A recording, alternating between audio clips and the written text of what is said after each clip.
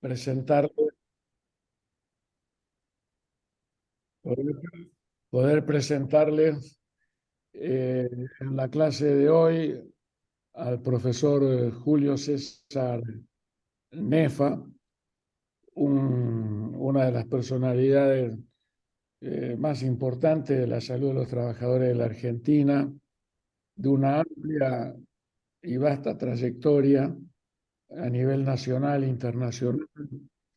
Eh, Julio es economista de formación básica, pero él en sí encierra la interdisciplina necesaria para el abordaje de los problemas de la salud de los trabajadores. Como les dije en la clase inicial, Julio es quien introduce en la Argentina, a su regreso del exilio de Francia, el concepto de CIMAP, de condiciones y medio ambiente de trabajo, desde una perspectiva renovadora eh, frente a los paradigmas tradicionales eh, que de la simple relación causa-efecto o riesgo-daño.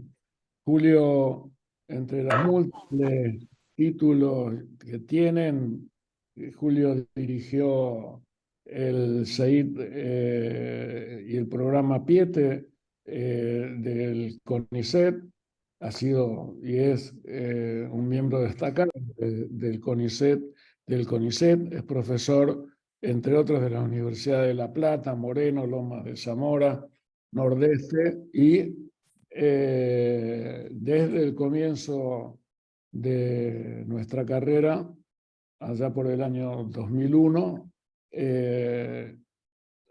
ha tenido la generosidad de incorporarse al plantel docente de esta carrera y acompañarnos a lo largo de estos 22 años en el dictado de este posgrado de manera ininterrumpida. Por lo tanto, Julio, le volvemos a agradecer una vez más su participación, porque para nosotros nos prestigia el posgrado. Y es bueno que también sepan los alumnos que, teniendo profesores como Julio en la carrera, la acreditación ante CONEAU también se facilita, ¿no? Entonces, él va a inaugurar hoy la tercera materia que ustedes están cursando en este primer ciclo, que es condiciones y medio ambiente de trabajo. También nos va a acompañar Laura Enrique, es una socióloga y forma parte del equipo de Julio, y van a completar estas clases la doctora Fabiola Dabat y docentes de la carrera de Ingeniería Laboral de nuestra Universidad Nacional de Rosario, que siempre participan con la parte técnica vinculada a la medición de riesgo y el manejo de los aparatos que se utilizan para medir los riesgos en los ambientes de trabajo. Entonces, para comenzar esta materia, nada mejor que escucharlo y que ustedes lo escuchen con atención al profesor Julio César Nefa, que nos honra con sus clases y no, no siempre van a tener la posibilidad de tener un profesor de ese nivel. Julio, todo suyo la clase, gracias nuevamente. Pero muchas gracias. Bueno, primero, para mí es un honor, el doble honor, uno, considerarme un amigo de Jorge Cohen por todo lo que él significa para la medicina del trabajo en Argentina, y también de participar en este curso de posgrado en la Universidad de Rosario, que, como él bien dijo, tiene ya casi 15 años. Y bueno, durar en Argentina más de una década es un milagro, de modo que estoy realmente muy contento de poder participar. Bueno, lo que yo voy a hacer, voy a tener dos clases. Hoy voy a hablar de un enfoque, digamos, como recién explicaba Jorge, un enfoque tratando de contrastar las distintas visiones que hay sobre condiciones y medio ambiente de trabajo. Y en la clase que viene vamos a hablar de una cosa relativamente nueva, tal vez para algunos de ustedes, que es los riesgos psicosociales en el trabajo, que son los temas de investigación que estamos llevando a cabo en estos momentos.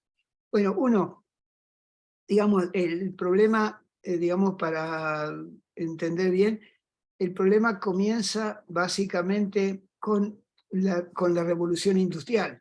Es decir, la revolución industrial del siglo XVI, siglo XVII, cambió un poco lo que era la organización del trabajo hasta esa época, que era un trabajo en los talleres de las corporaciones de oficio medievales, donde el maestro, que era el dueño también del taller, junto con los oficiales y con los aprendices, fabricaban productos que hoy llamaríamos artesanales, pero trabajaban todos juntos y todos hacían más o menos lo mismo, con distinto grado de perfección y de destreza.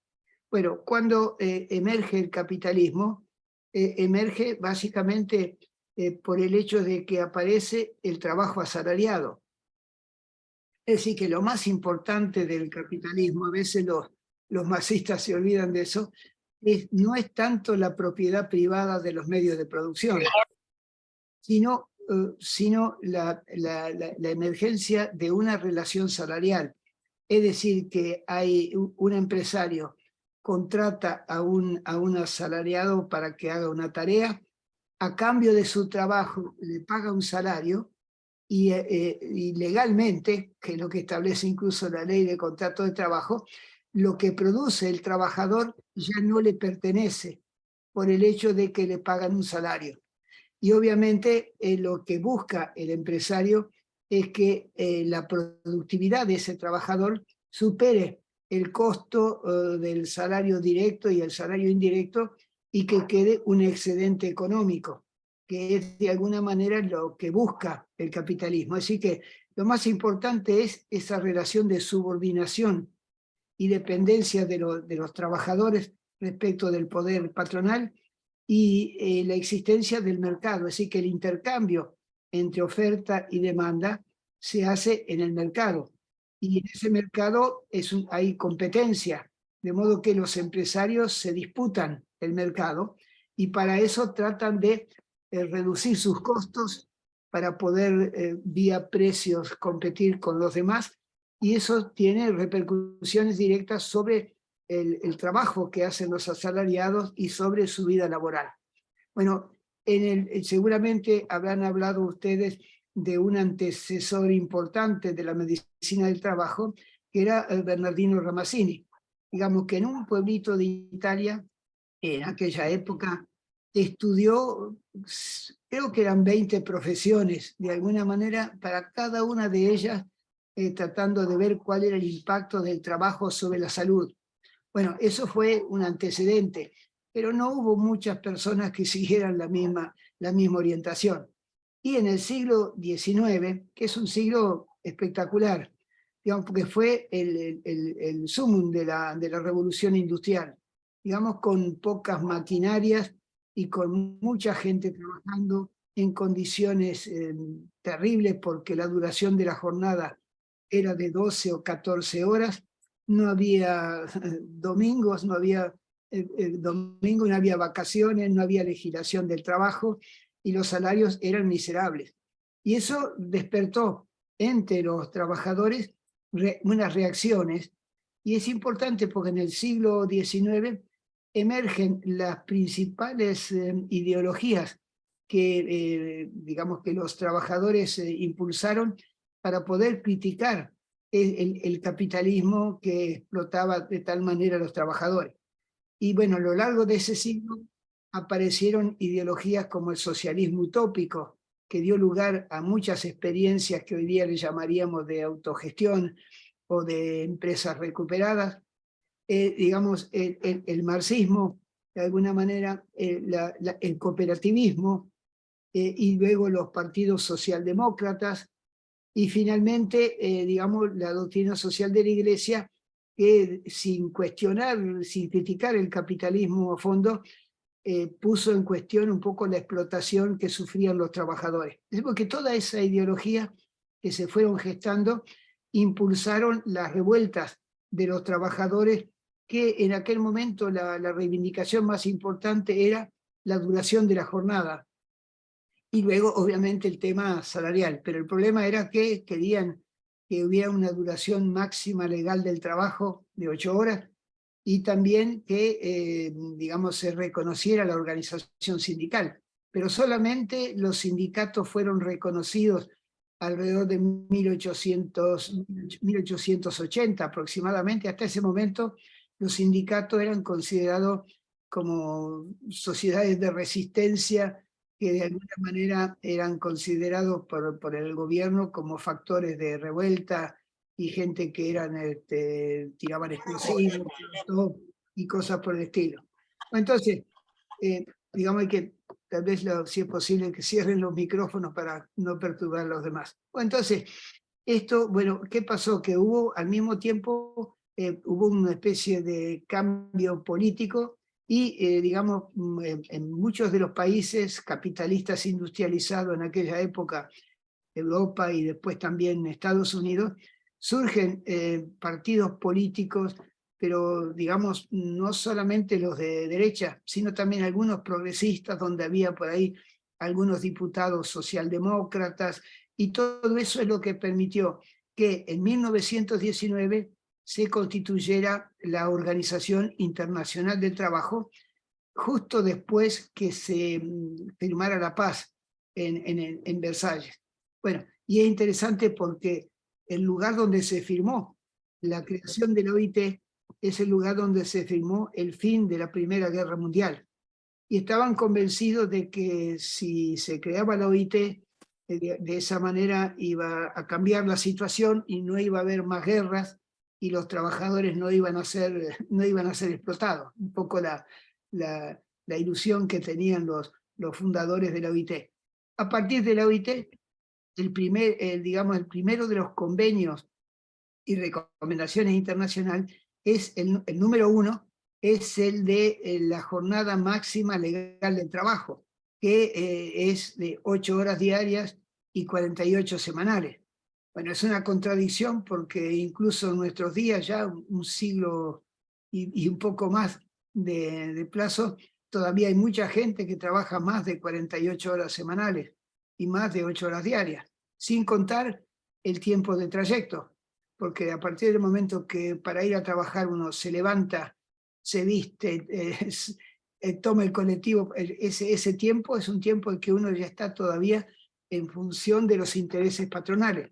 Por eso hay accidentes de trabajo in itinere, es decir, que se considera que el trabajador que está yendo o viniendo yendo de su domicilio al lugar de trabajo y volviendo del lugar de trabajo a su domicilio, lo que pasa en ese trayecto, el trabajador estaba ya a las órdenes del empresario, y por eso esa figura del accidente in itinere. Bueno, después de este primer convenio hubo muchos otros, y a medida que hubo más investigación de epidemiólogos y de muchos médicos del trabajo, se fueron adoptando en convenios y recomendaciones. En la actualidad son prácticamente 190, digamos, convenios y recomendaciones, que son la base de la legislación del trabajo prácticamente en todos los países del mundo.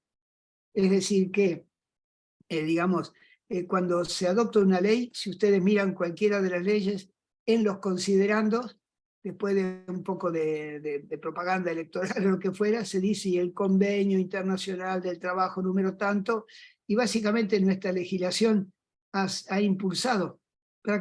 impulsada prácticamente por los convenios de la OIT.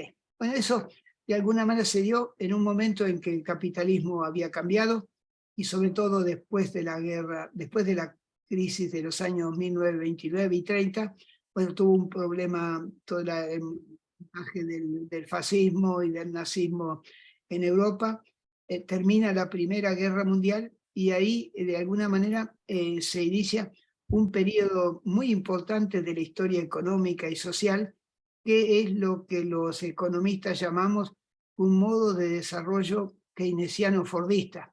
Es decir, que el capitalismo es multifacético y va cambiando cada tanto, va su configuración. Bueno, y entre 1945 y 1900, a mediados de los años 70 del siglo pasado, se instauró, digamos, sobre todo en Estados Unidos, y de ahí se replicó al resto de los países capitalistas industrializados, un modo de desarrollo en el cual, con gran participación del Estado y básicamente estimulado por la demanda, por eso la palabra keynesiano, digamos, se instauraron la organización científica del trabajo. Básicamente en todos esos países aumentaron los salarios, aumentaron las ganancias de las empresas, aumentó la tasa de inversión, se llegó a una situación de casi pleno empleo, se legalizó la acción de los sindicatos y se adoptaron una gran cantidad de normas de derechos del trabajo y de la seguridad social. Y, digamos, la OIT percibió que, digamos, no sé si con qué método de análisis, que la situación esa no iba a durar. Es decir, que el capitalismo cada tanto entra en crisis, como en la actualidad. Y bueno, el problema es que esas crisis del capitalismo son cada vez más frecuentes.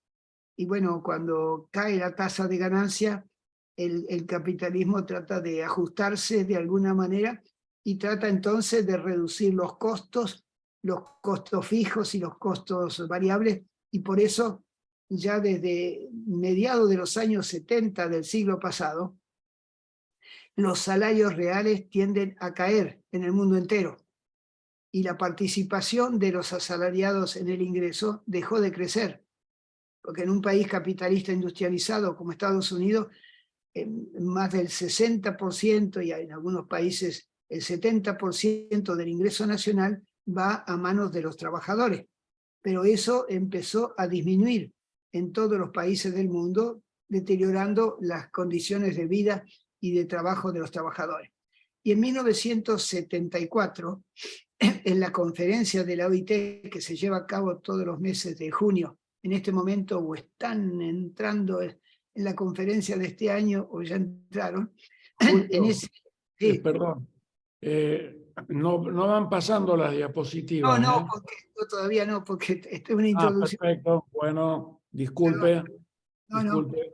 No, quiero para explicar cómo empezó esto. Bueno, entonces, en el año 74, el director general de la OIT propuso, para discutir en la conferencia, siempre el director propone un tema, para que la gente no se disperse y hable de estupideces, ¿no? Entonces, un tema, y que lo envía con 3 o 4 meses de anticipación, para que la gente que va a ir a Ginebra lo lea y sepan de qué se va a tratar. Y ese librito, esa memoria, se llamaba Por un trabajo más humano. Por un trabajo más humano, ese deseo de humanizar el trabajo, pienso que es un poco la influencia de lo que eran los partidos socialdemócratas del norte de Europa, los suecos, dinamarqueses, noruegos y alemanes y tal vez holandeses, que, digamos, habían comenzado a criticar la llamada organización científica del trabajo para, de alguna manera, cambiar el proceso de trabajo. Y entonces, ese librito tenía 3 capítulos. El primero era accidentes de trabajo y enfermedades profesionales, y eso ya prácticamente a partir de ahí ha habido algunos progresos, pero básicamente lo más importante ya se había logrado. El otro tema era el del tiempo de trabajo, es decir, no solamente la duración, sino también la configuración, es decir, es trabajo nocturno, es trabajo por turno, es trabajo en horarios antisociales, porque el capitalismo, digamos, para ahorrar costos fijos, cuando una empresa ve que aumenta la demanda de sus productos, puede construir otro edificio, comprar más máquinas y contratar más personal. Pero ahí hay un costo fijo importante. Bueno, esa es la explicación por la cual hay un trabajo por turnos. Es decir, que con el mismo edificio y con las mismas máquinas hay 3 turnos de trabajadores que generan valor y plusvalor para la empresa. De modo que ese era un tema que llama la atención porque el trabajo por turno y el trabajo nocturno no cesa de disminuir. Bueno, y el tercer capítulo era sobre la organización del trabajo. Y esto es importante porque en lo que vamos a hablar hoy y el miércoles que viene, el tema central es el proceso de trabajo, es decir, cómo la fuerza de trabajo, fuerza física, psíquica y mental, utilizando máquinas y herramientas, los medios de producción, transforma la materia prima para generar un bien o un servicio que tenga una utilidad social. Bueno, es el concepto de proceso de trabajo que no ha hecho sino cambiar desde hace 2 o 3 siglos. Y en nuestros días, con todo el cambio tecnológico y ahora este nuevo invento de la inteligencia artificial, todo eso revoluciona la forma de producir y también el empleo y las calificaciones y los salarios. Bueno, entonces, esto fue importante porque 2 años después, un jurista griego que se llamaba George Spiropoulos, que era un profesor de la Universidad de Derecho del Trabajo de la Universidad de Atenas, y cuando hubo el golpe de Estado de los coroneles en Grecia, tuvo que salir de Grecia y bueno, empezó a trabajar en la OIT, y es una persona que sería un socialdemócrata, básicamente de una gran cultura, un jurista de primera mano, que tuvo el apoyo del director general de aquella época y, digamos, lo que hizo fue crear un programa internacional de mejoramiento de las condiciones de trabajo. Se llamaba PIAT. Bueno, ese proyecto, el programa internacional sobre condiciones y medio ambiente de trabajo, es lo que da origen de alguna manera a este concepto para los juristas y para los abogados, los economistas. Así que aparece ese concepto de condiciones de trabajo básicamente a mediados de los años 70 del siglo pasado. Hasta ese momento se hablaba de higiene y seguridad, de medicina del trabajo, los accidentes, enfermedades, pero la palabra condiciones de trabajo, en el sentido que lo vamos a ver hoy, aparece en aquel momento. Como que esto es importante. Yo, digamos, tuve bueno, como dijo recién Jorge, yo estuve exilado, digamos, porque, bueno, yo quedé cesante en el CONICET y en la universidad, y, digamos, este jurista que yo había conocido porque había dado un curso en Ginebra, me contrató como experto de la OIT para América Latina en materia de condiciones y medio ambiente de trabajo. De modo que para mí fue una oportunidad maravillosa para formarme, para aprender y para conocer muchos países de América Latina y trabajar con los sindicatos, con los patrones, con los ministerios de trabajo para hacer avanzar este nuevo concepto de la OIT sobre las condiciones y medio ambiente de trabajo. Bueno, el problema es que, digamos, sobre esto, digamos, hay un debate bastante grande, digamos, sobre todo con la gente que es más conservadora. Digamos, yo voy a utilizar un método hegeliano, digamos. Primero voy a presentar esta concepción tradicional y luego la renovadora, que no es un invento mío, es inspirado en el pensamiento de la OIT y de toda esa experiencia que pude acumular. Bueno, entonces, esa concepción tradicional. Bueno, primero, es un enfoque que se reduce a los temas de medicina del trabajo, higiene y seguridad.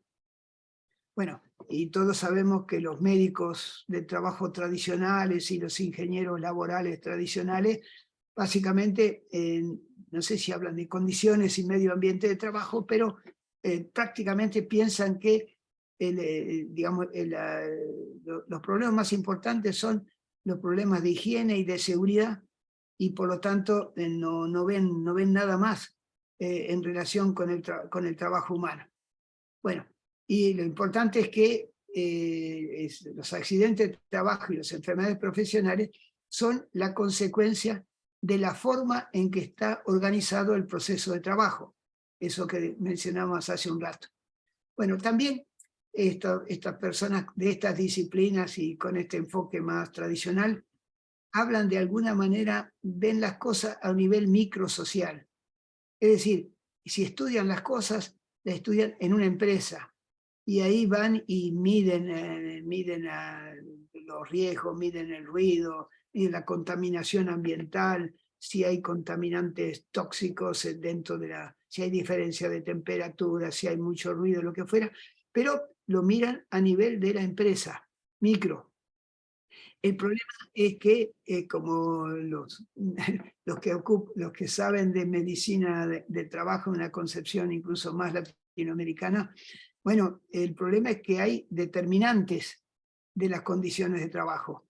Los determinantes, bueno, problemas de tipo macroeconómico, la forma en que está organizado el proceso de trabajo y las normas y la acción del Estado. De modo que este enfoque tradicional pierde la visión, porque creen que arreglando los problemas en una empresa solucionan el problema. Es decir, que tienen anteojeras, básicamente. Bueno, la otra cosa es que para ellos es muy frecuente que se concentren en la situación presente. Es decir, que van a una empresa, miden el ruido, miden la contaminación, hacen análisis un análisis médico, digamos, de los trabajadores, y se van y creen que ya con eso resuelven el problema. Y no se dan cuenta de que en materia de condiciones y medio ambiente de trabajo, la historia cuenta, la trayectoria cuenta. Y los problemas que aparecen en una empresa en la actualidad, para entenderlo, tenemos que consultar a veces a los trabajadores más viejos, los que tienen más experiencia, y los que nos van a decir que la situación no es de ahora, eso viene de antes, y con los viejos uno puede conversar, bueno, dónde fue el accidente más grave, en qué lugar, cuál era la máquina, qué es lo que pasó. Pues entonces, por eso es importante recuperar la historia y la experiencia de los trabajadores. En tercer lugar, digamos, hay una concepción muy primitiva del ser humano. Se piensa que el ser humano es solamente fuerza de trabajo físico. Y eso con mucha frecuencia caemos todos en la trampa, porque hay veces cuando el trabajo es muy intenso, decimos que trabajé como una bestia, trabajé como un animal, básicamente, pero dejan de ver que el trabajador no solamente utiliza su fuerza de trabajo, sino también moviliza su creatividad, su memoria, sus aspectos cognitivos, controla sus emociones y las relaciones sociales con los demás. Es decir, que el ser humano no es solamente un cuerpo, digamos. Eso me parece que es importante, porque si no, caemos en un materialismo vulgar del siglo XIX y en nuestros días no entenderíamos cuáles las características del trabajo humano y cuáles son las dimensiones, digamos, del trabajo nuevo y cuáles son las expectativas de los trabajadores. Bueno, la otra cosa es que, digamos, es un análisis que hacen esta gente disociado del riesgo. Básicamente, piensan que el trabajo de alguna manera puede generar problemas de salud, accidentes, enfermedades profesionales, pero no perciben que estos riesgos son el resultado de la forma en que está organizado el proceso de trabajo, es decir, cuáles son las máquinas, cuál es la materia prima que se utiliza, qué medios de energía se utilizan. Bueno, bien, digamos, este concepto tradicional es heredero del taylorismo, es decir, de la llamada organización científica del trabajo, donde básicamente Taylor, bueno, da para otra conferencia, ¿no? Digamos, pensaba que había como un hombre promedio, Es decir, que si había ruidos, bueno, ustedes saben que hay los máximos admisibles de concentración. ¿Qué es lo que dicen? Que 85 decibeles cuando se trabaja permanentemente hay riesgo de hipoacusia. Bueno, el hombre promedio, pero ese hombre promedio no existe.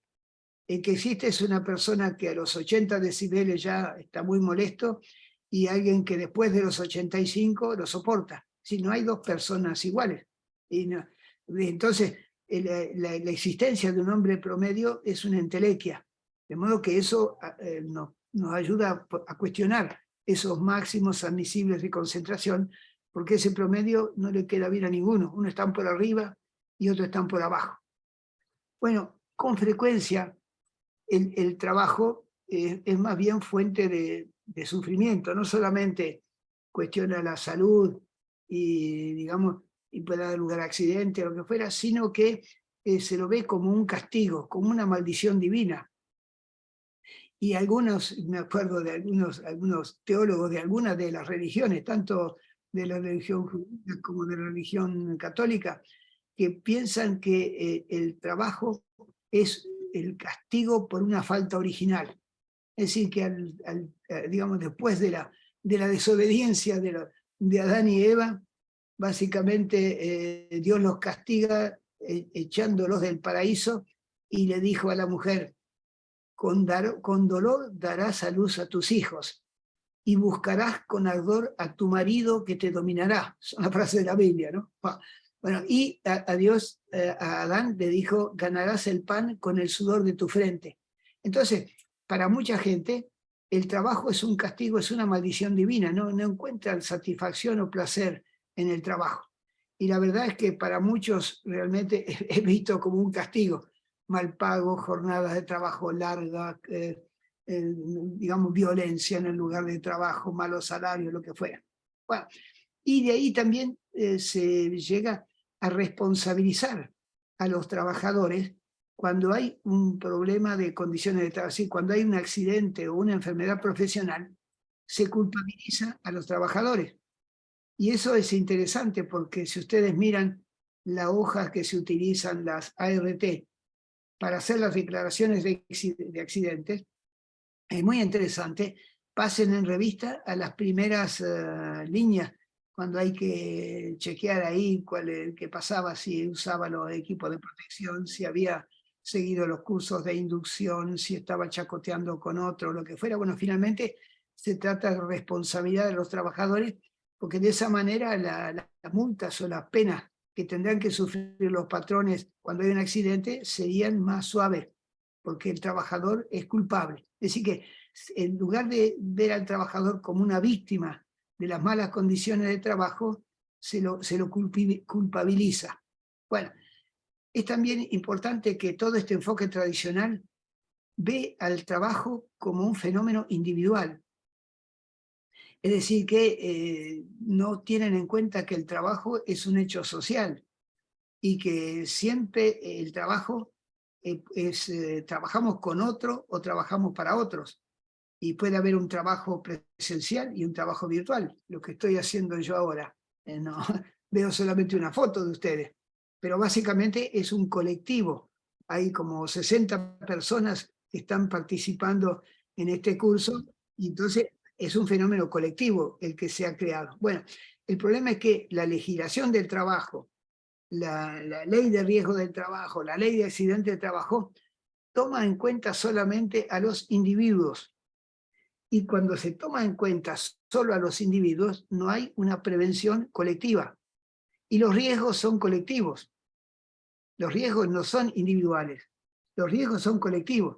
Si hay ruido fuerte en una fábrica, va a afectar a todos los trabajadores y no a cada uno por separado. Bueno, entonces es importante que también esto quede claro, porque se considera en esta concepción tradicional que el riesgo es inseparable del trabajo. Es decir, que todo trabajo es riesgoso y que por lo tanto todos los trabajadores antes o después va a sufrir grave o leve un accidente o una enfermedad profesional.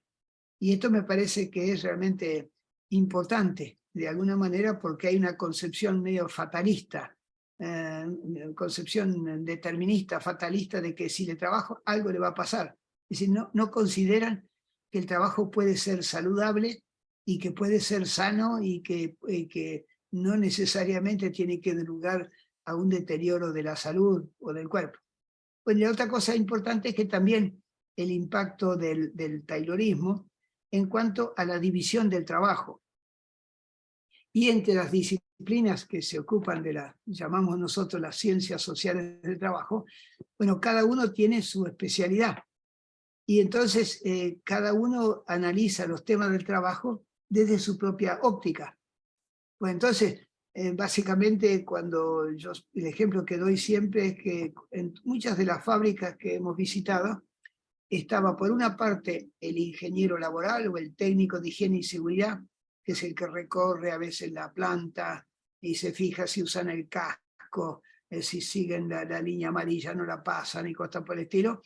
Y por otra parte está el médico del trabajo tradicional en su oficina, en su gabinete, impecable con su bata blanca, y que está esperando que vengan los trabajadores a pedirle algún medicamento o un permiso para faltar porque se sienten mal. Y lo tradicional de estos médicos tradicionales es pensar que el trabajador miente, que no es que sufre, que tiene un dolor o lo que fuera, sino que lo que busca es que le den un día de permiso para faltar sin perder el salario. Entonces, digamos, nunca he visto yo en muchas fábricas que el ingeniero de seguridad o el técnico de higiene y seguridad, junto con el médico, estén visitando los lugares de trabajo para identificar los riesgos. Entonces, cuando no hay un trabajo más colectivo, más en equipo, básicamente el conocimiento que se tiene de la realidad es muy parcial. Entonces, todos nosotros sabemos que tenemos limitaciones, porque lo que hemos estudiado es según una disciplina. Pero el problema es que el trabajo es un fenómeno de muchas dimensiones. Y si lo estudia solamente un jurista, no ve los aspectos de higiene y seguridad, no ve los aspectos de medicina, no ve los aspectos de la organización del trabajo. Entonces, esta concepción tradicional es lo que yo pienso que es la que predomina en la actualidad en las universidades donde se enseñan nuestras materias y también en las empresas. Piensen ustedes que estos temas no forman parte de la carrera de un médico del trabajo, de las carreras tradicionales. No hay una materia sobre condiciones y medio ambiente de trabajo. Entonces, básicamente el médico cuando se inicia y cuando tiene que estudiar temas relativos al cuerpo humano o lo que fuera, bueno, básicamente toman como modelo un atleta, no toman como modelo un trabajador, toman como modelo un atleta para ver, bueno, cuál es la fuerza, el ejercicio, lo que fuera. Entonces, básicamente un médico sale de la facultad con su título de médico, y si quiere especializarse en estos temas, tiene que hacer un curso de posgrado. ¿Se da cuenta de la locura? Es decir, que la gente trabaja 40 o 50 años, básicamente, y los temas de esos 40 o 50 años de trabajo no forman parte de los programas de estudio de un médico del trabajo o de un ingeniero de higiene y seguridad.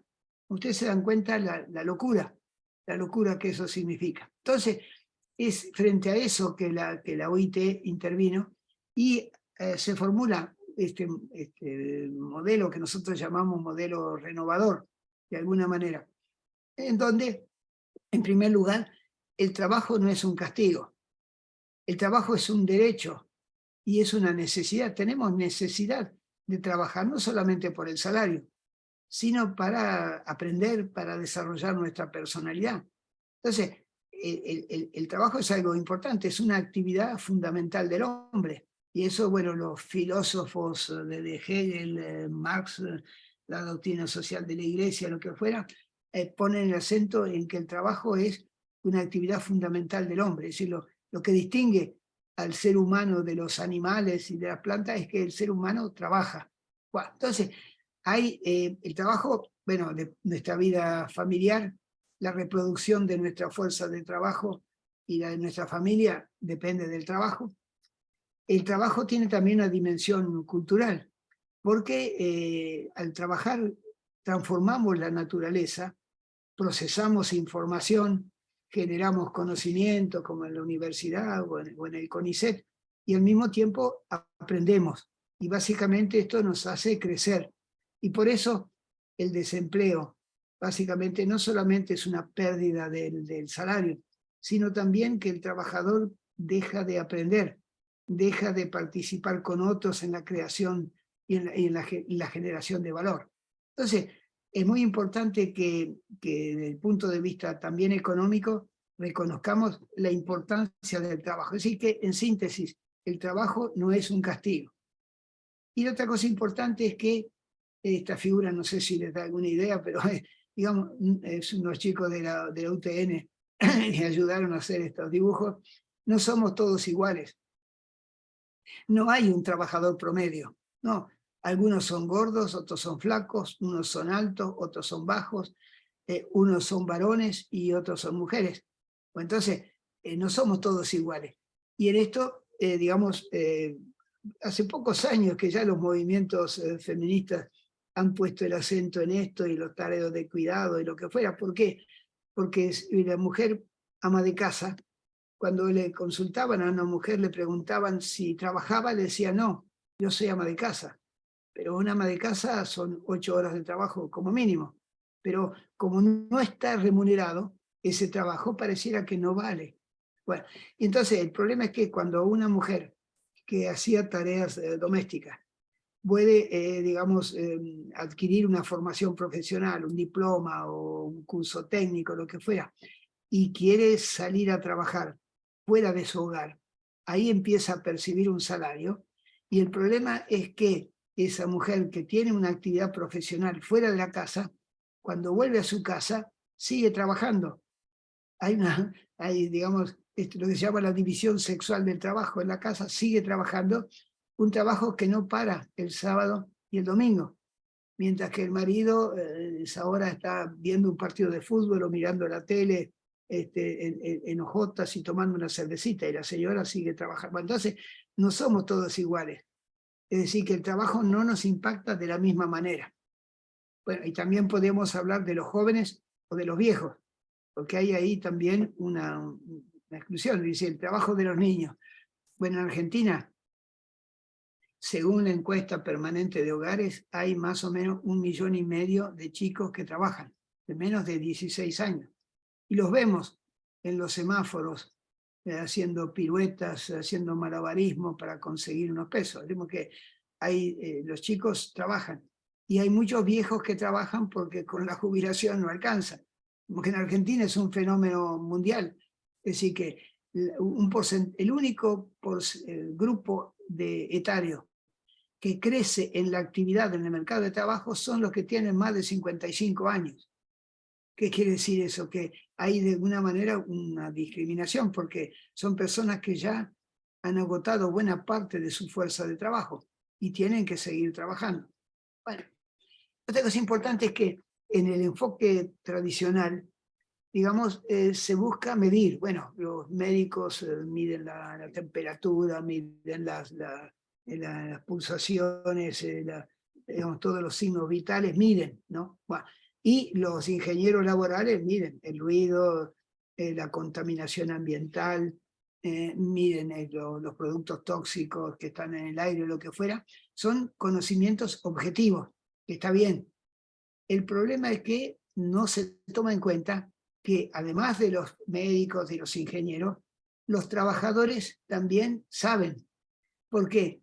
Porque el hecho de trabajar nos hace tomar contacto con la realidad, y los problemas que se experimentan en materia de condiciones de trabajo, de salud, etcétera, que experimenta el trabajador lo sabe, lo vivencia, no lo puede explicar científicamente, pero sabe.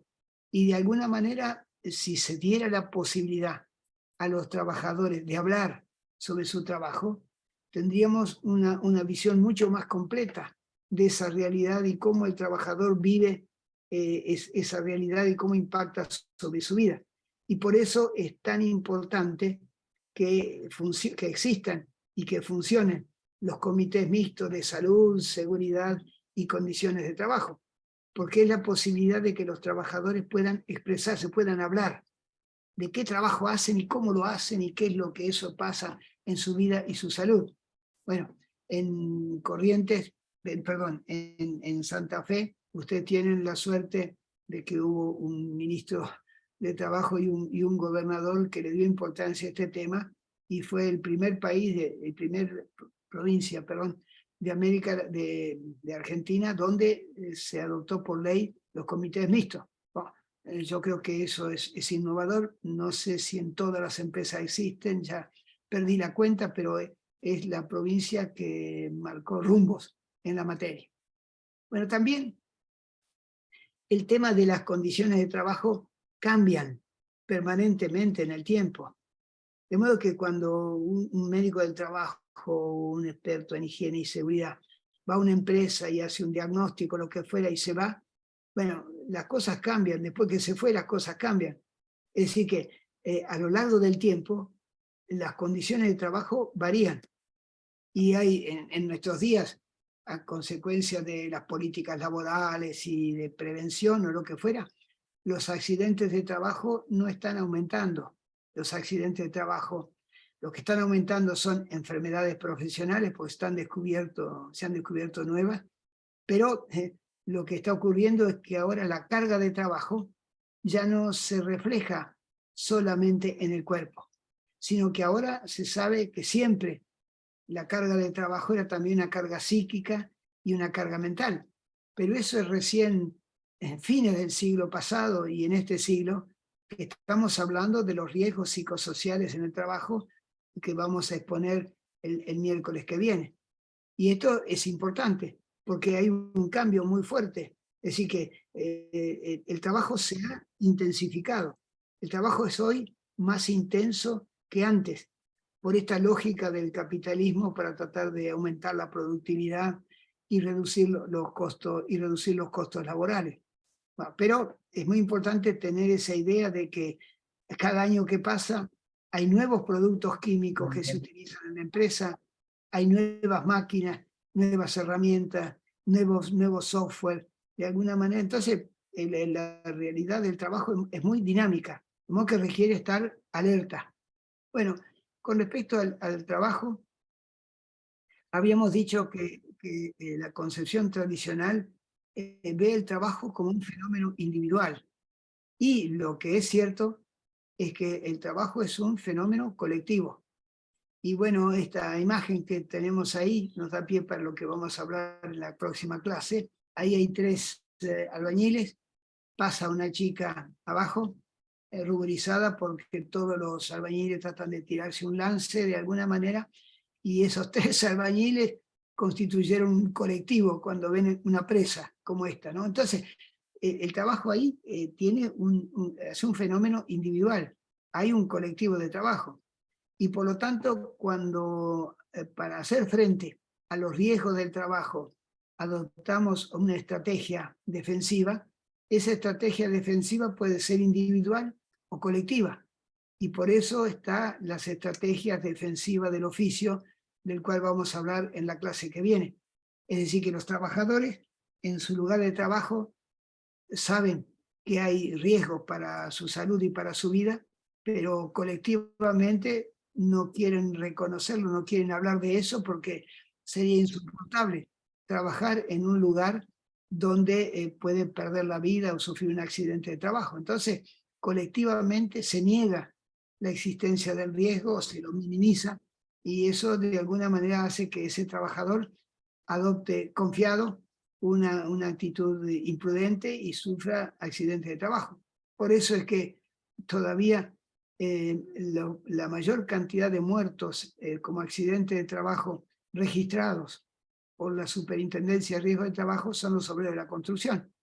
Y esos obreros saben cuáles son los riesgos a los cuales están expuestos, pero digamos, tratan de sublimar eso para para poder seguir trabajando, porque si no, ninguno de ellos seguiría un rato más arriba de un andamio. Bueno, otra cosa, ya dijimos algo, las condiciones de trabajo afectan a todo el colectivo de trabajo. no es un fenómeno individual. Si hay ruido ahí, bueno, afecta a todos. Si hay diferencia de temperatura, afecta a todos. Si hay un producto tóxico, eso afecta a todos. Es decir, que la prevención tiene que ser colectiva.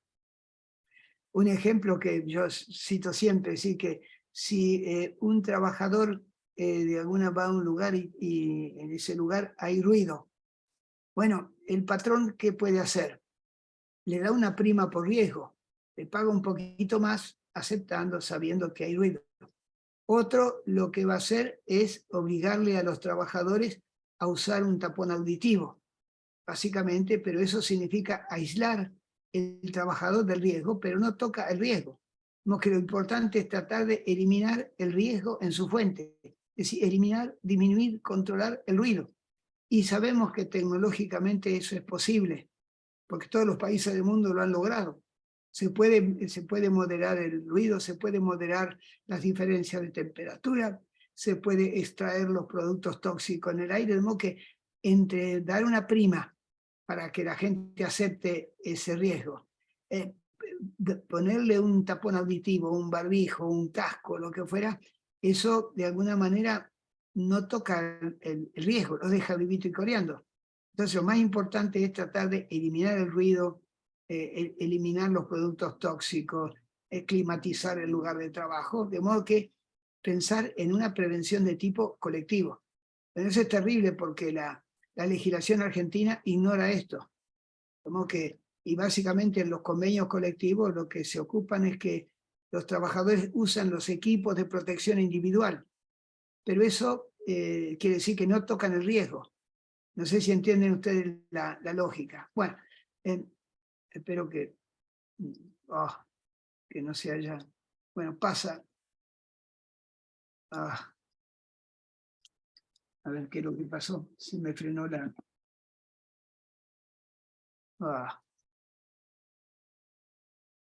Bueno, tercero de memoria. Entonces, las condiciones del medio ambiente de trabajo afectan el colectivo de trabajo.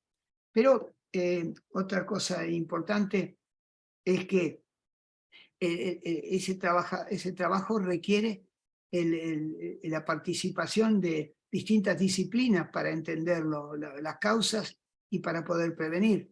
Y eso implicaría que hubiera un trabajo en equipo, es decir, que el médico del trabajo junto con el ingeniero de higiene y seguridad, el psicólogo del trabajo, trabajen juntos para poder resolver estos problemas. Bueno, entonces, son dos modelos de análisis y como yo les decía hace un rato, en mi opinión, el modelo que todavía predomina en Argentina es el primero.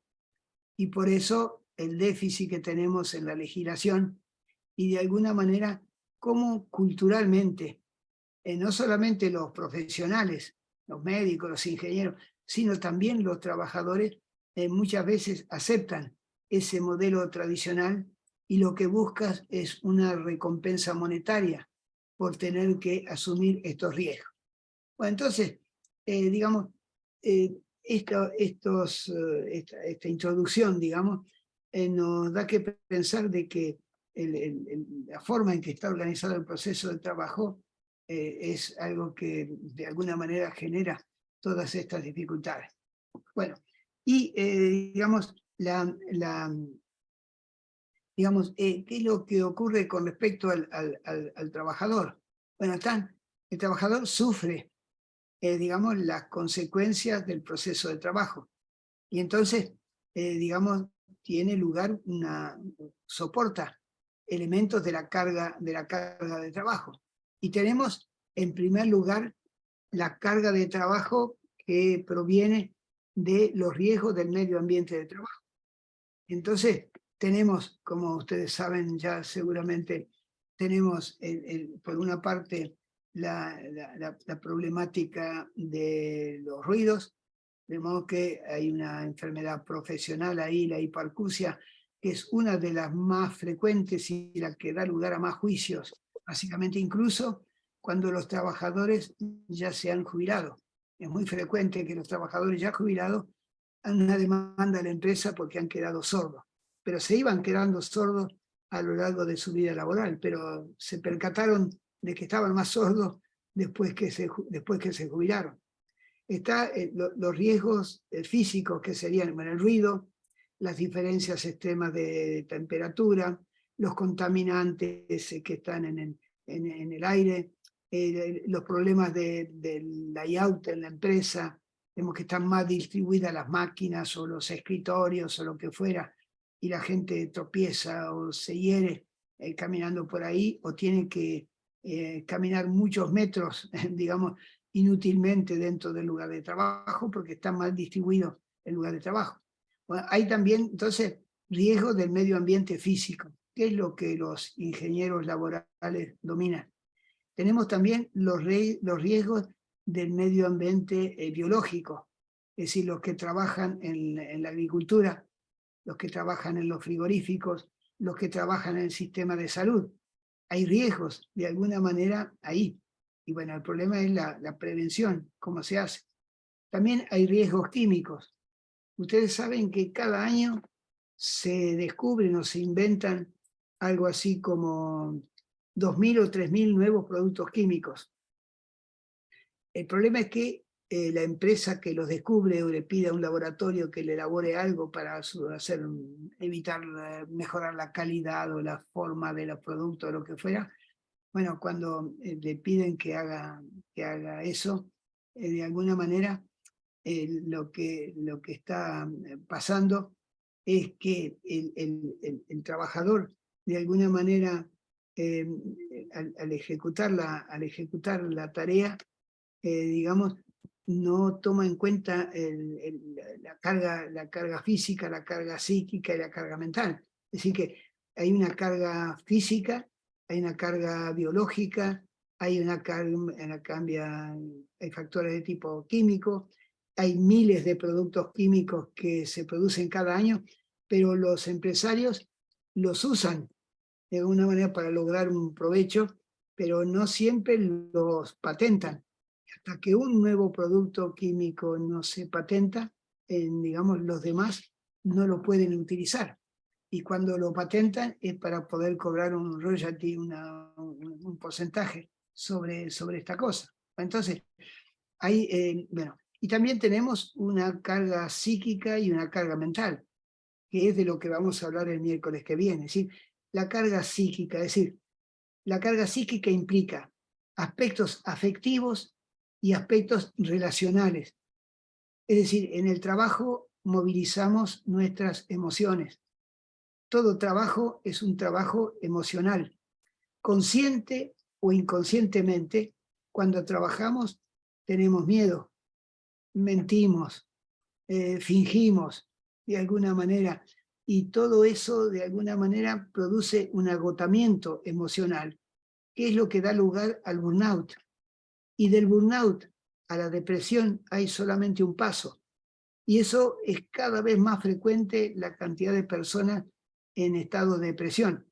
Los maestros, el personal de salud y el personal del sistema jurídico. Creo que ustedes están haciendo una investigación sobre eso y es muy importante la cantidad de abogados o de personas que trabajan en los estudios jurídicos que tienen depresiones, porque, digamos, lo están tratando permanentemente con conflictos, que hay separaciones, divorcios, hay violencia o cosas por el estilo.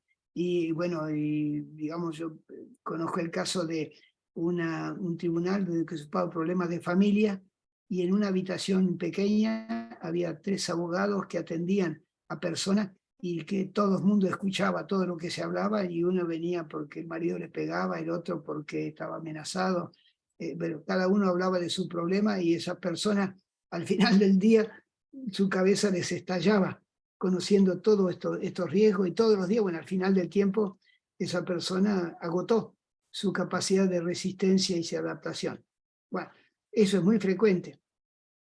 Y la OMS dijo hace unos años que en el año 2030 la depresión iba a ser la primera causa de incapacidad laboral en el año 2030.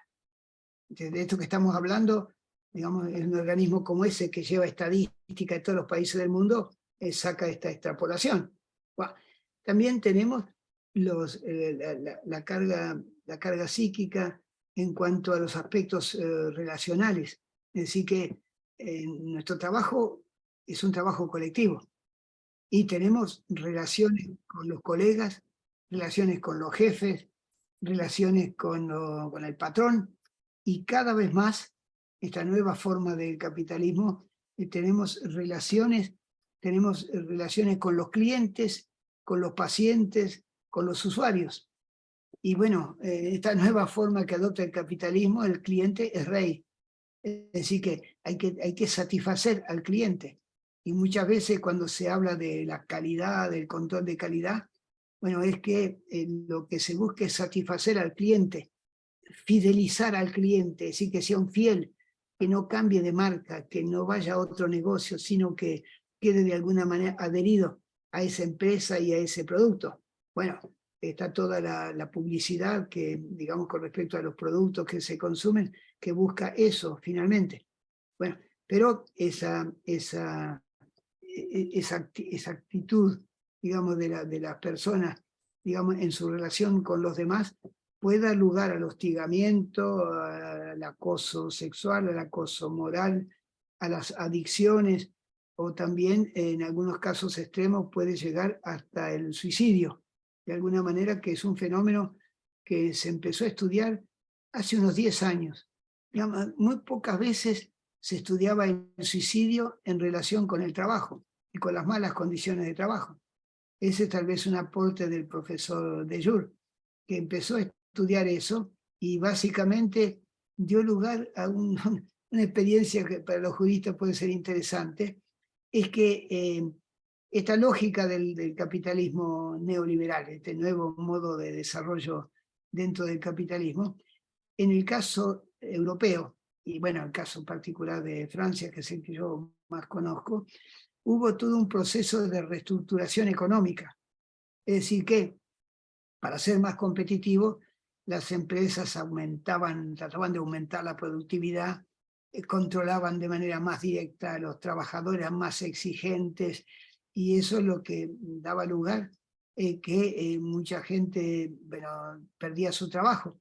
Porque bueno, si aumenta mucho la productividad, puede haber gente que sobre. Bueno, entonces, el problema es que en varias empresas, una es la Renault, una de las grandes empresas automotrices del mundo, y otra es Telecom, France Telecom, que es la empresa de teléfonos. Son dos empresas que eran públicas. Y en este cambio de modo de desarrollo, se privatizaron. Primero una parte del capital, dejaban entrar capital privado, bueno, finalmente ahora son privadas. Pues el problema es que cuando una empresa se reconvierte y pasa del sector público al sector privado, es una reestructuración económica fenomenal. Y por lo general sobra gente. Y sobre todo cuando hay fusiones o concentraciones de empresas, saltan líneas enteras de la gerencia con el personal que tiene abajo, lo que fuera, y muchos gerentes y muchos subgerentes y jefes o lo que fuera, que se veían en esa situación y tenían que despedir y tenían que reducir la planta de personal, finalmente se sentían mal, se sentían culpables, y finalmente al no tener una alternativa se suicidaban. Y había suicidios en el lugar de trabajo, delante de sus compañeros. Y bueno, es casi un centenar o 2 centenares de personas que se suicidaron en Francia. Y hubo un abogado laboralista que tuvo digamos, inteligente, que empezó a estudiar, bueno, por qué la gente se suicidaba, y era como consecuencia de este cambio en la organización de las empresas y este cambio en el proceso de trabajo. Hizo 2 o 3 juicios que tuvieron mucho impacto mediático y finalmente ganó el juicio. Y hay todavía varios gerentes de Renault y varios gerentes de France Telecom que están presos, porque básicamente este jurista demostró que si había suicidio era porque habían cambiado la organización del trabajo y eso había provocado una sensación de fracaso, de inutilidad, digamos, de esas personas, y se suicidaban.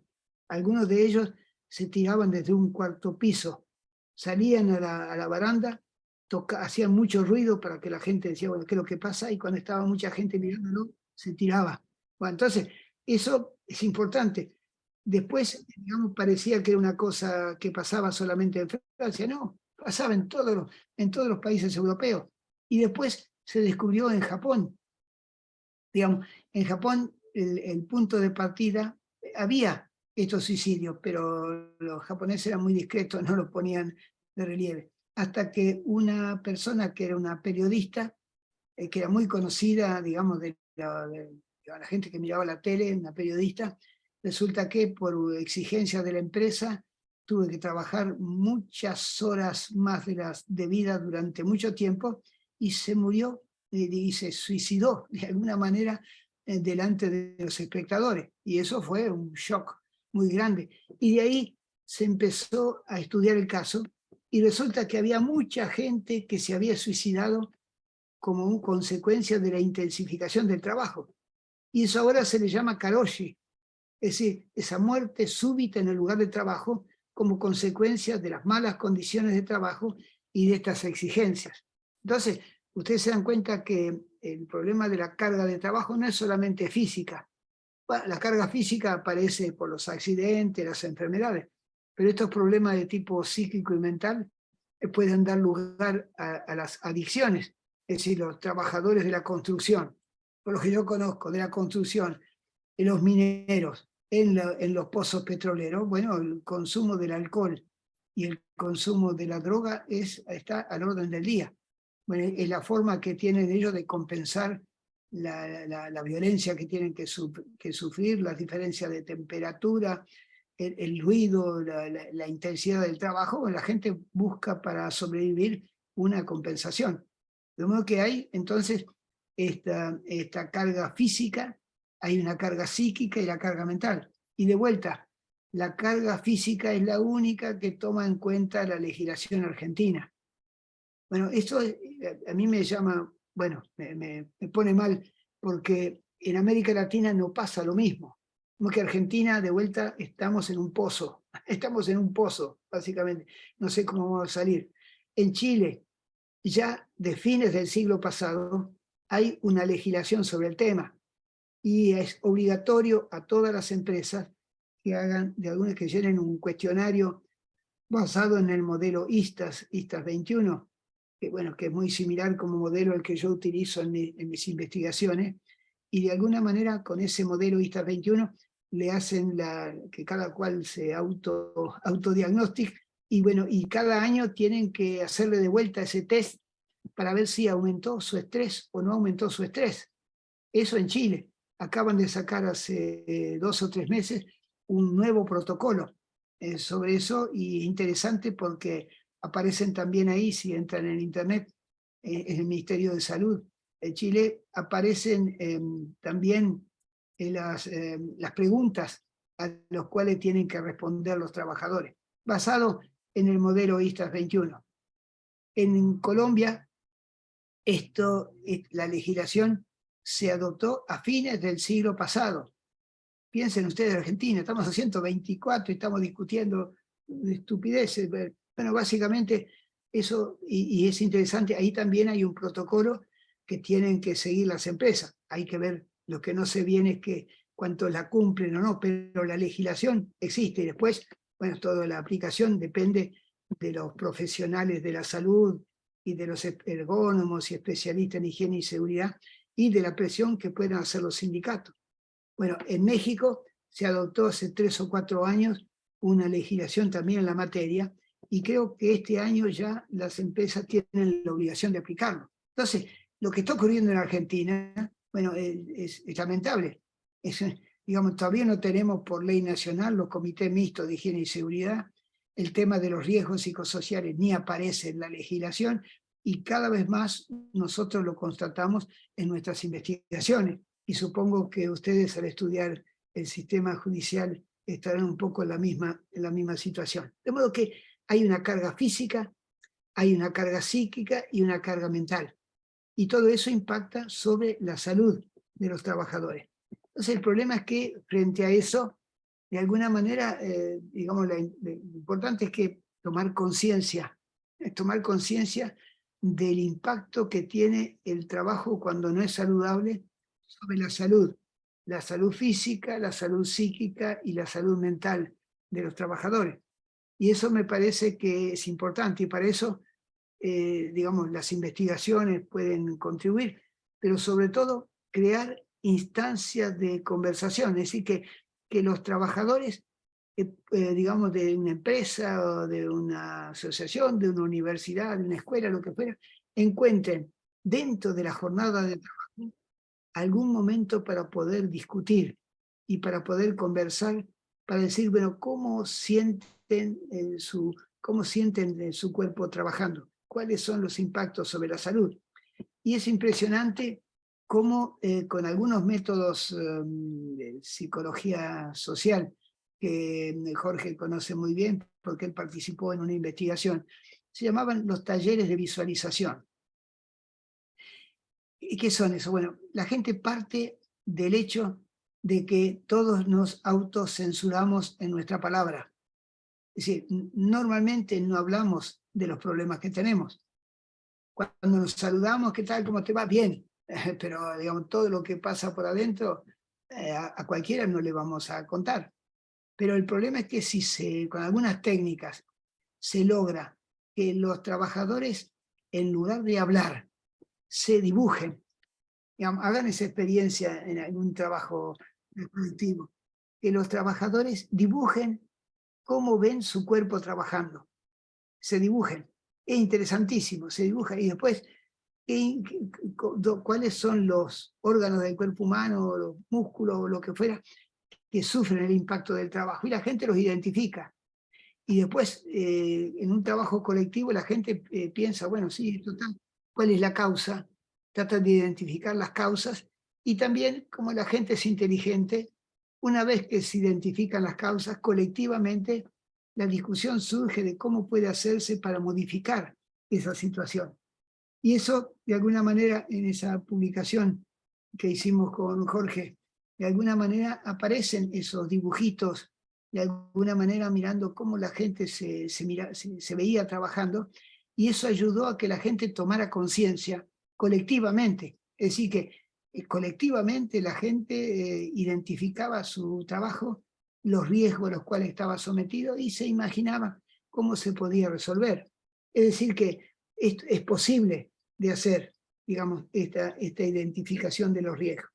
Bueno, y digamos las medidas de prevención para todo esto. Bueno, primero, tratemos de utilizar esa concepción renovadora, de alguna manera que no termine de presentar porque se me frenó la pantalla. Bueno, entonces, esa concepción renovadora para estudiar las condiciones y medio ambiente de trabajo, poniendo el acento primero en el proceso de trabajo, es decir, cómo la gente trabaja, qué máquinas usa, y cómo las usa, qué materia prima utiliza, son tóxicas, son materia prima, y cómo viene esa materia prima, digamos, y cómo usa su fuerza de trabajo, es decir, que la jornada de trabajo, si es un trabajo que se identifica porque le pagan un plus por remuneración según el rendimiento, que es muy frecuente en las empresas para que la gente produzca más.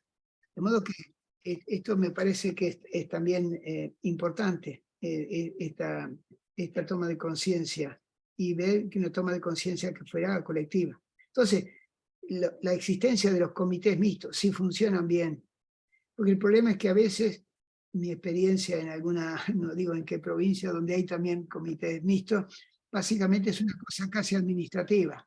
Básicamente se reúnen una vez por mes, conversan sobre los temas, hacen un acta, la firman todo y se ven un mes después, pero no siempre esas reuniones identifican el riesgo y de alguna manera tratan de adoptar algunas medidas de prevención. Entonces, es importante la existencia de los comités mixtos, pero ahí hay una tarea importante. Creo que Jorge y sus colegas de la universidad hicieron un esfuerzo muy grande después que se adoptó la ley de los comités mixtos en Santa Fe. Porque si hay un comité mixto, de la parte patronal va a estar o el patrón, el ingeniero laboral o el ergónomo o un médico del trabajo. Y del otro lado, un trabajador. Bueno, la distancia en materia de conocimientos y de experiencia que se tiene es impresionante.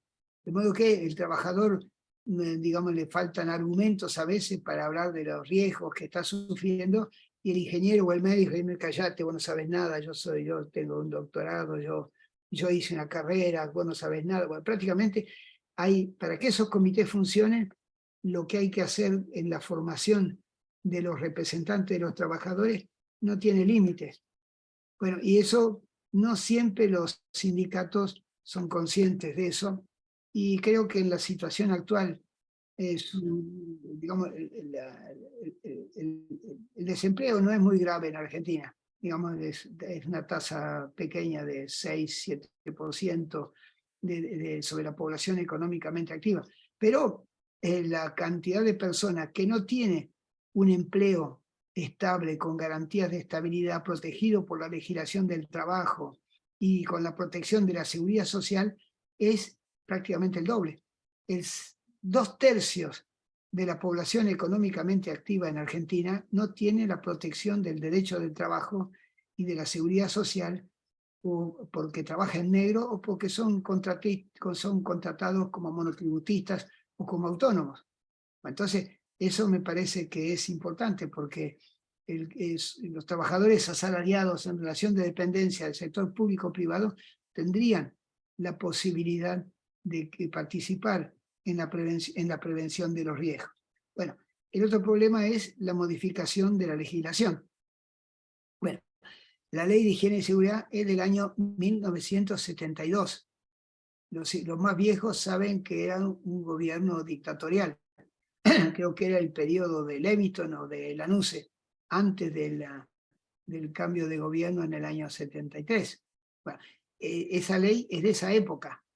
El que la redactó mucho fue un militar que era médico y que le interesaban estos temas, y que iba siempre con la delegación del gobierno argentino a la OIT, y allá conoció toda la bibliografía de la OIT, los convenios y recomendaciones, y cuando ustedes miran la Ley de Higiene y Seguridad y la contrastan con convenios y recomendaciones de la OIT, prácticamente, no digo que sea una copia, pero es una adaptación muy fiel.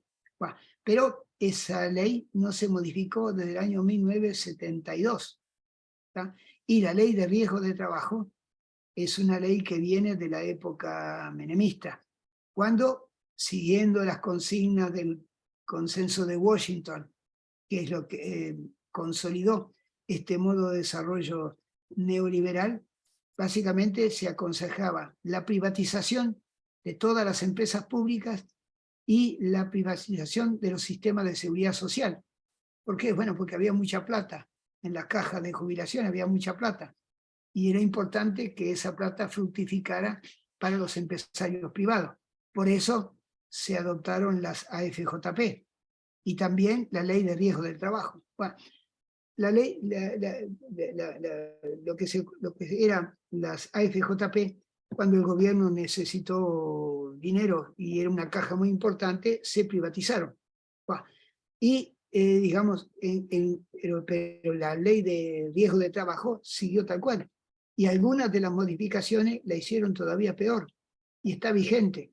Entonces, una ART, digamos, es básicamente o una sociedad anónima o es de un banco, lo que fuera, y de alguna manera su lógica económica en un país capitalista es tratar de que no caiga la tasa de ganancias. Esa es un poco su lógica. Entonces, para que no caiga la tasa de ganancia hay que reducir los costos laborales y los costos fijos. Y por lo tanto, lo que hacen las ART es reparar los daños. De alguna manera nunca lo reparan muy bien, porque hasta le han puesto un precio a la vida. Ustedes saben, digamos que para la ART la vida tiene un precio máximo. Ya no me acuerdo cuánto era. Bueno, pues entonces esto es terrible.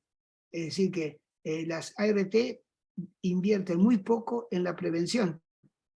La mayor parte de sus recursos es en la reparación de los riesgos.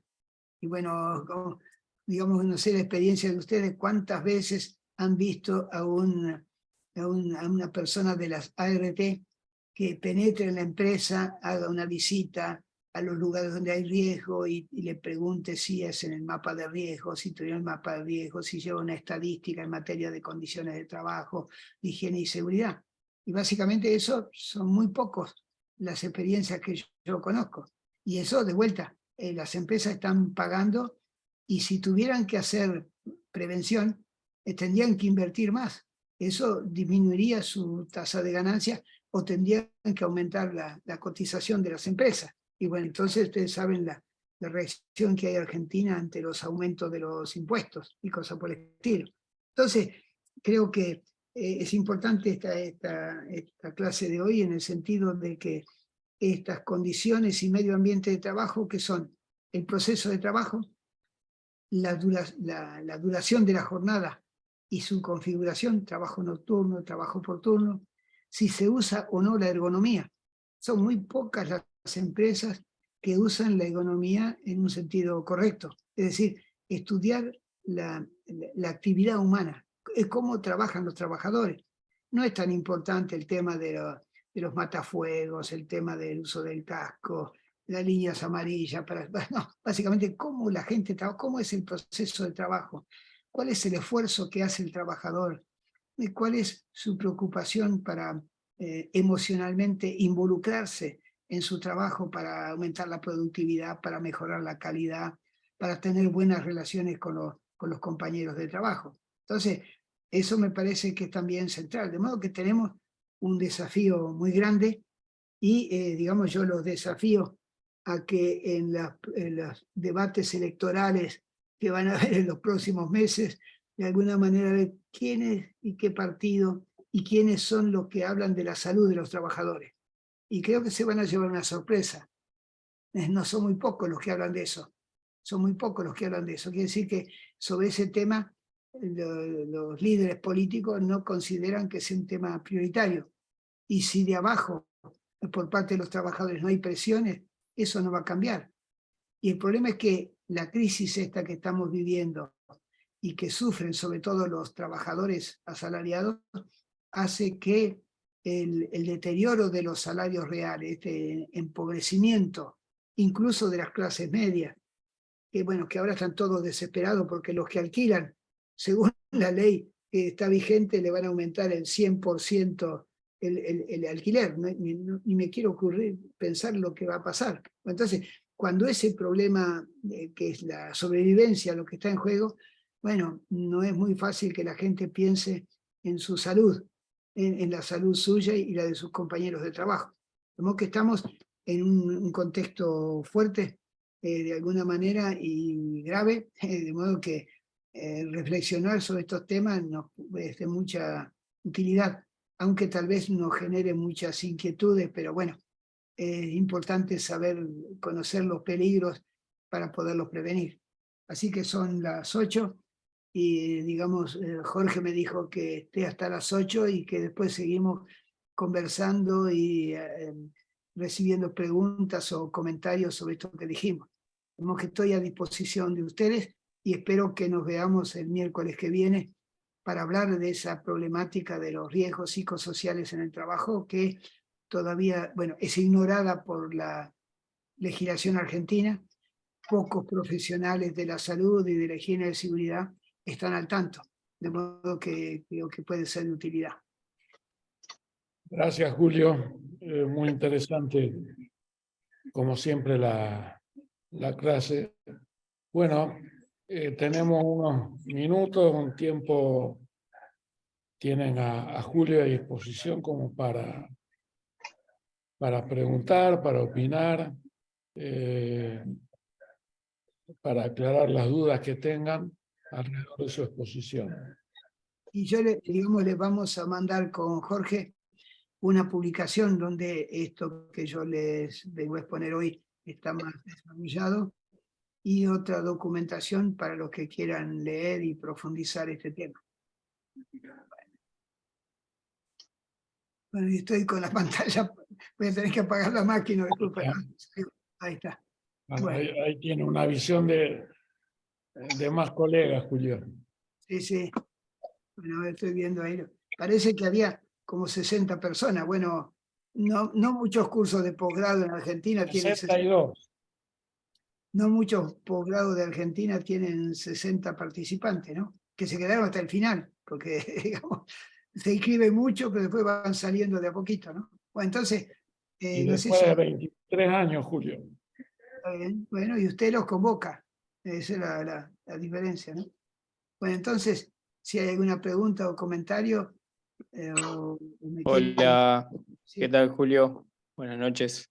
Adelante, Yo más que Gonzalo. nada, sí, más que nada una pregunta era una anécdota, digamos, del trabajo. Cuando vos nombraste lo de escuchar, lo importante que es escuchar a los trabajadores. En el lugar que yo trabajo, por ahí sucede que viene algún operario con alguna dolencia, refiriendo que por ahí faltó algún compañero y para no perder lo que es la línea de producción, está realizando casi el doble de trabajo de lo que realizaba normalmente, digamos, para no perder esa línea de producción. Así que bueno, por ahí lo que hacemos es comunicarnos con su líder, con su supervisor, para tratar de nada, de buscarle la vuelta, así no impactan la salud de este operario. Nada, un comentario más que nada. Es decir, que sobre todo cuando yo lo estoy estudiando en una empresa muy grande, muy importante, donde hay trabajo por turnos y donde los turneros, como le llaman, es gente que tiene una vida durísima y que, digamos, hicimos el otro día una reunión con 20 de ellos para hablar de cómo vivían el trabajo por turno, y había dos. Uno, la implicación sobre la familia. Es decir, la familia finalmente termina viviendo por turno. La familia termina viviendo por turno, en los horarios de comida, en los horarios de sueño, lo que fuera, le cambian totalmente. Y la otra cosa es que se ha generado un sistema malsano que le llaman la bicicleta. No sé si se dice lo mismo en Rosario cuando hay trabajo por turno. Es decir, que entre los trabajadores, si uno quiere, le toca trabajar día de noche, ahora sí, y tiene que hacer otra cosa, de alguna manera arregla, digamos, personalmente con otro trabajador para que lo reemplace, y eso se entera solamente el jefe de turno, que lo que quiere es que no falte la gente, y básicamente esa persona que viene cobra una suma impresionante porque sería como horas extras. No solamente cobra el día de trabajo, sino que lo cobra como horas extras. Y la semana siguiente hace un cambio. De modo que eso en esta empresa que estoy estudiando le llaman la bicicleta. Y eso prácticamente las autoridades de la empresa ignoran esto que pasa. Pero básicamente es muy... Y eso que hace, porque es insoportable el trabajo por turno, de alguna manera. Ustedes saben que en Brasil, creo que, bueno, Jorge sabe más que yo de eso, creo que solamente pueden trabajar 8 años por turnos en Brasil. Solamente 8 años.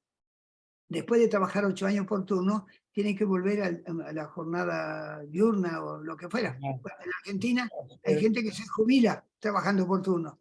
Y luego que se jubilan, aparecen todas las dolencias, básicamente, ¿no? Porque, bueno, el trabajo por turno tiene perturbaciones cardíacas, tiene perturbaciones, digamos, digestivas, prácticamente todos terminan obesos, básicamente, y con problemas de tipo gastrointestinal, porque le cambia el horario de comida, le cambia y básicamente comen a las apuradas a la noche para ir a trabajar y finalmente están masticando y comiendo galletitas toda la noche. Bueno, básicamente es un deterioro muy fuerte. Y eso aparece ya de manera manifiesta después de la jubilación, con frecuencia. Eso me parece que es importante. Por eso lo que usted decía es algo que los trabajadores buscan, o que alguien lo sustituya en algún momento dado, o cuando falta un compañero y no hay forma de sustituirlo, hay personas que hacen 12 horas corridas, o 16, básicamente, ¿no? No, ese Sí, tema, Julio, lleva a la problemática de la fatiga, por un lado, de la fatiga crónica y por otro, a la cuestión del envejecimiento prematuro. Son dos problemas vinculados a la problemática de la salud y la rotación de turnos que aparentemente no tienen una manifestación específica, pero que a lo largo de una vida laboral terminan expulsando prematuramente a los trabajadores de su puesto de trabajo, disminuye el rendimiento y le altera totalmente la vida social, porque nunca se puede, sobre todo en los que son de rotación noche, mañana, tarde o mañana, tarde, noche, la gente no puede terminar nunca de ordenar su vida social y familiar en función de los turnos que rotan. Pero bueno, es un tema que abordamos en profundidad en la materia, en la próxima materia, que es Fisiología del Trabajo. Hay dos personas, un señor Manuel, no sé cuánto, que levantó la mano, y luego Manuel que levantó la mano. Manuel, adelante. Buenas tardes, Julio, muchas gracias por el seminario, la verdad es que muy, muy interesante. Yo quería hacer un comentario en cuanto a esto que estaba planteando, porque me tocó justo hace poco hablar de esto, de los turnos rotativos. Y hay situaciones muy especiales. ¿Qué pasa? Mi pregunta es, ¿qué pasa cuando el gremio, que es quien debería representar a los trabajadores y defenderlos, va en contra de estas posibles mejoras para el trabajador? Yo lo planteo porque hay un sector particular acá en la empresa donde trabajo, yo estoy trabajando en Ascinder, que tiene gran parte del plantel contratado, es una empresa tercerizada, y en un momento, secundario a esta bicicleta que nombraste, bien llamada, se había planteado la posibilidad de bajar la turnicidad y hacer turnicidades sin turnos noche, excepto para puestos críticos que son críticos para suplir a las otras cadenas de la cadena productiva. Y fueron los delegados sindicales los que se negaron a eso porque cortaba los beneficios de las horas extras. Y convencieron a los supervisores y a la gente de ciertos sectores en no avalar esa propuesta. Y la realidad es que era buena la propuesta, era realmente buena. eso es muy frecuente. Bueno, tal vez Jorge tenga otros ejemplos. Yo estoy en esta empresa que estamos estudiando. Bueno, los salarios son buenos. El problema es que las condiciones de vida se han deteriorado de tal manera en Argentina, pero no es del gobierno, es más que viene de antes, viene de viejo, de 2011, más o menos 2010, la situación se deterioró en Argentina, no es de ahora. Y digamos, lo que ocurre es que la gente tenía salarios buenos, un buen nivel de vida, pero eso se fue degradando. Es decir, que en estos días los sectores de clase media bajan hacia niveles inferiores. Y entonces, básicamente una forma de compensar eso es las horas extras, básicamente, y se pelean por hacer horas extras. Ahí en esa empresa, cuando hay una parada de las turbinas, básicamente, digamos, hay un trabajo muy intenso hasta reponer la marcha de los reactores y cosas por el estilo, y digamos, cuando eso ocurre, hay gente que estaba con parte de enfermo, y cuando empieza esa tarea, lo que llama la parada, se pone a trabajar de 8 a 20 durante 3 meses, sábados y domingos, ¿entiendes? Es decir, que se monetiza la salud, pero lo terrible es que los patrones lo hacen, pero que los trabajadores no tengan conciencia de que eso está destruyendo su propia vida. Bueno, eso es falta de formación y la crisis, digamos, yo no había que culpabilizarlo, sino pensar que esta crisis económica es tan fuerte que la gente ha reducido su nivel de vida. Incluso los trabajadores asalariados que tienen empleo en blanco, lo que fuera, se va deteriorando su nivel de vida. Entonces, la posibilidad de hacer horas extras o de tener un segundo o tercer empleo. Ya, digamos, no sé los médicos que están ahí, pero los médicos que conozco tienen 3 empleos. Todos tienen 3 empleos, ¿no? 3 empleos. Bueno, entonces, sumen la cantidad de horas que lleva eso.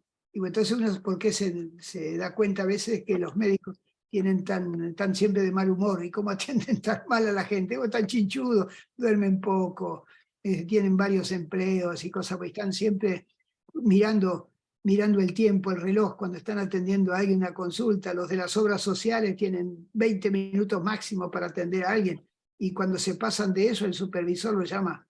Digamos, esto es una corriente de intensificación del trabajo que bueno, que me parece que eso va a afectar la salud del trabajador y de su familia, porque digamos, eso finalmente, esa persona después se descarga o con el perro, o con la señora, o con los chicos, de alguna manera cuando vuelve, ¿no? Totalmente, es notorio además cuando ha pasado esto de que hay ciclos, pasó mucho con COVID, donde había mucha gente de licencia médica por COVID y demás, eh, que por una cuestión monetaria y por obviamente el deterioro de lo que es el salario de la gente en estos últimos años, había una avidez por hacer horas extras impresionante. Y después de los primeros meses, esa fue una, y la otra razón era que hubo un convenio, un decreto en Hacienda que empezaron a pagar horas al 400%, Oh, entonces todos querían hacer horas extras. tal cual. Y después de 1 o 2 meses se notó que todos empezaban a tener problemas osteoarticulares porque no respetaban los días de descanso. Era muy notorio, o sea que eso subió el ausentismo muchísimo, y era difícil hacerle entender a los pacientes o a los operarios que respeten, que podían hacer otras extras, que estaba bien, que es súper entendible para nosotros, pero que tengan en cuenta que esas horas extras que hacían un mes no le permitían trabajar quizás el mes siguiente entero. Entonces es difícil la situación. Más cuando, lo que planteaba al principio, el órgano regulador del lado de los trabajadores, que es el sindicato, no les da la información como debería dársela, o tiene intereses que no se llegan a ver, ¿viste? A veces. Si bien muchas veces van a favor del operario, muchas veces no. Yo lo veo a eso todo el tiempo acá.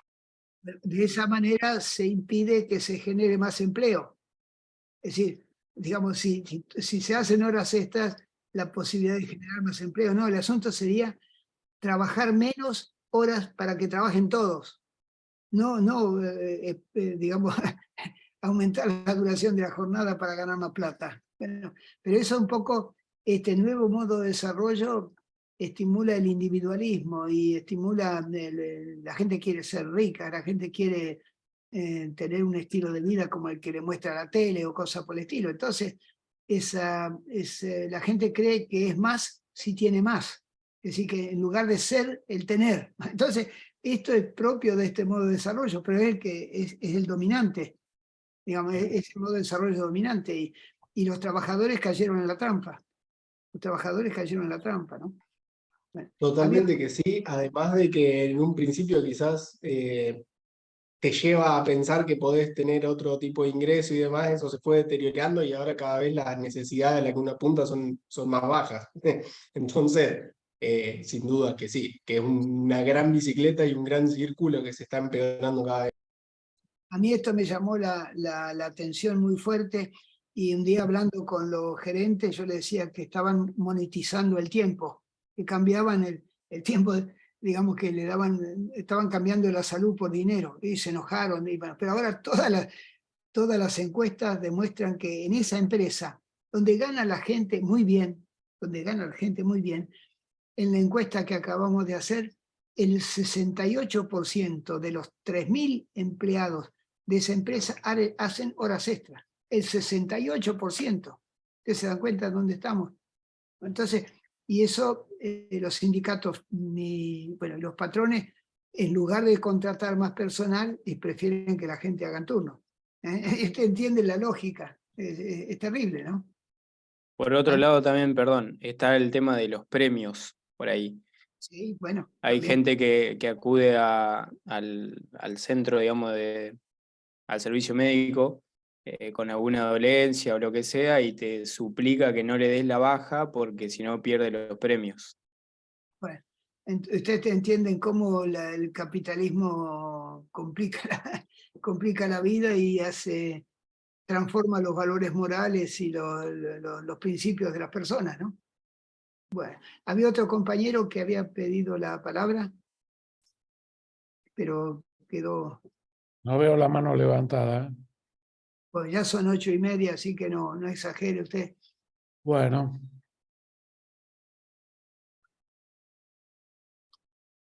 Si no hay más preguntas, lo liberamos también a Julio.